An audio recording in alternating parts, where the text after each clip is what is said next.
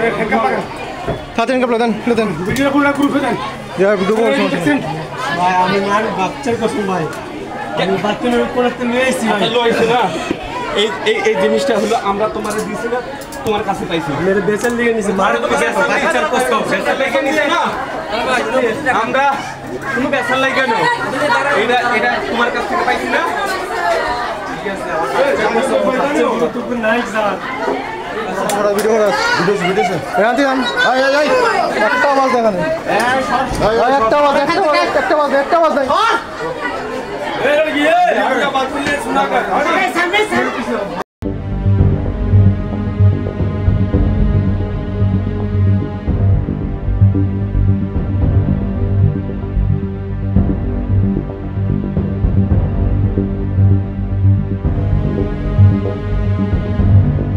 কোনো জায়গায় প্রায় 70-80 হাজার মানুষ বাস করে এবং দেখেন অবস্থা দেখেন এবং প্রচুর অপরাধের সাথে যুক্ত মানে আমাদের যা সামর্থ্য আছে বললাম তো আমরা দিন রাত আমাদের তো অধিকাংশেরই সংসার বন্ধ প্রায় শেষ করে আমরা এখানে ধরেন অভিযান করে গতকালকে কতজন ধরছি আমরা দুই থানা মিলে 46 জন আমরা এই যে কিশোর গ্যাং মাদকসেবী অপরাধী ছিনতাইকারী ধরা হচ্ছে আমরা প্রতিনিয়ত ধরতেছি আমরা আরো অভিযান চলবে এই যে যে নামগুলো আমরা বললাম বেশ কয়েকজনের নাম উঠে আসছে যারা এটার ধরেন যে মাস্টার মাইন্ড সুয়া সেলিম বুনিয়া সোহেল পিচ্চি রাজা তারপর আর কে আছে সুয়া সেলিম তো বললামই ওই তো বুনিয়া সোহেল এই যে 4-5টা গ্রুপ এই গ্রুপগুলো এক হয়ে গেছে আর একটা সান্নু আছে না সান্নু একজন আছে না এই যে এটার সাথে যুক্ত এদের আমরা ধরেন প্রত্যেকের বিরুদ্ধে অসংখ্য মামলা আছে অসংখ্যবার এদের ধরা হয়েছে কিন্তু তারা ওই যে আইনি প্রক্রিয়া বের হয়ে আসে আবার যুক্ত আমরা আবার ধরবো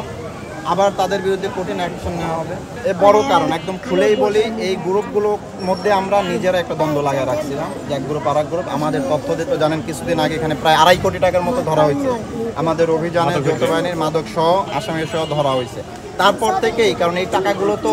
জানেন যে অবৈধ এবং এই কালো টাকা মানে মাদক বিক্রির টাকার মধ্যে যতটা জানে